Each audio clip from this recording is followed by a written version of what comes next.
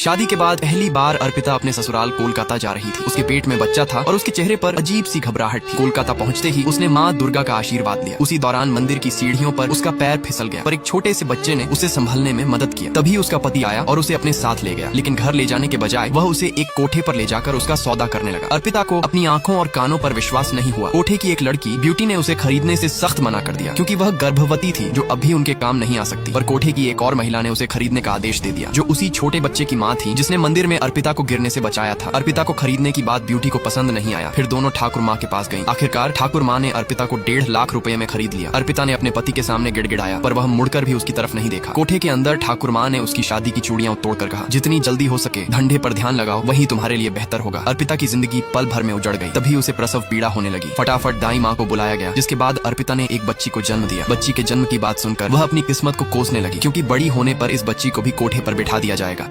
कोठे पर पैदा हुई मासूम सी पुचकी अपने एकमात्र दोस्त शांतनु के साथ खुशी से रहती थी, लेकिन उसकी माँ अर्पिता को हमेशा उसके भविष्य की चिंता सताती थी। पुचकी की बढ़ती उम्र के साथ उसकी चिंताएं और बढ़ती गईं, क्योंकि बड़ी होने पर उसे भी कोठे पर जबरन बिठा दिया जाएगा। एक दिन पुचकी ने अपने आसपास का माहौल देखकर अपनी माँ से कहा, मैं भी ब्यूटी की तरह लिपस्टिक लगाकर सज संवर कर रहूंगी, लोग मुझे देखकर सीटियां बजाएंगे। यह सुनकर अर्पिता के होश उड़ गए। वह अपनी बेटी को जिस अंधेरे से दूर रखना चाहती थी, उसी में पुचकी अपनी रुचि दिखा रही थी। गुस्से और डर में अर्पिता ने कैंची से पुचकी के बाल काटकर छोटे कर दिए और उसे लड़कों जैसी पोशाक पहना दी। पुचकी एक कोने में बैठकर रोने लगी। शांतनु की माँ ने अर्पिता को डांटते हुए कहा, पुचकी की आंखों में एक बूंद आंसू नहीं आना चाहिए। उसने वादा किया कि वह मौका पाकर अर्पिता और पुचकी को इस नर्क से निकालने में मदद करेगी। इधर शांतनु और पुचकी ठेले पर गोलगप्पे खा रहे थे। तभी शांतनु को याद आया कि ब्यूटी ने उसे कुछ लाने को कहा था। वह तुरंत कोठे पर पहुंचा, पर तब तक गुस्से में ब्यूटी ने उसकी सारी किताबें जला दी। शांतनु खड़ा होकर रोता रहा। ये देखकर पुचकी ने ब्यूटी को सबक सिखाने का सोचा। वह चुपके से ब्यूटी के कमरे में घुसकर उसके नए कपड़े कैंची से काट दिए। तभी ब्यूटी कमरे में 17 सालों से पति के बिना रह रही बबीता आज बेहद खुश थी, क्योंकि आज उसका पति अशोक लंदन से घर लौट रहा था। लेकिन उसे क्या पता कि अशोक को उसकी कोई परवाह नहीं थी। वह लंदन में दूसरी लड़की के साथ रह रहा था, जिसके बारे में उसने घर पर कभी जिक्र नहीं किया। इधर पति के आने की खुशी में बबीता अपनी शादी का जोड़ा पहनकर अच्छे से सजने स्वरने लगी। तभी अचानक उसकी ननद वहाँ आ गई। बबीता को सजते देख वह बोली, अच्छा यहाँ सजना संवरना चल रहा है, लेकिन ध्यान रखना घर में बड़े बुजुर्ग भी हैं, कहीं तुम्हारी हरकतों से उन्हें शर्मिंदगी ना हो। इतना कहकर वह चली गई, लेकिन उसकी बातें बबीता के दिल को चोट पहुंचाई। निराश होकर वह फिर से अपनी साधारण वेशभूषा में लौट आई। उधर मिनी अपने पिता से बात करने की रिहर्सल कर रही थी। वह अपने पिता से कहना चाहती थी कि उन्हें भी अपने साथ लंदन ले जाए। तभी उसे नीचे पिता की गाड़ी आती दिखी, तो वह फौरन बबीता को बताने दौड़ी। अशोक घर पहुंचकर सबके साथ मिलने लगा, लेकिन बबीता और मिनी का जिक्र तक नहीं किया। फिर बबीता ने मिनी को पिता के पास जाने को कहा। अशोक ने अपनी बेटी मिनी को देखा, लेकिन उसे पहचान नहीं पाया, क्योंकि उसे मिनी को देखे 5 साल बीत चुके थे। उसी वक्त बबीता चाय देने के बहाने बाहर आई। अशोक ने उसे बेचैनी भरी नजरों से देखा और भोली बबीता ने इसे अपने लिए प्यार समझ लिया। लेकिन मिनी को ऐसा लग रहा था जैसे वह किसी अजनबी से मिल रही हो, क्योंकि उसके पिता उन्हें कुछ इंपॉर्टेंट नहीं दे रहे थे। इससे मिनी के मन में कई सवाल उठने लगे।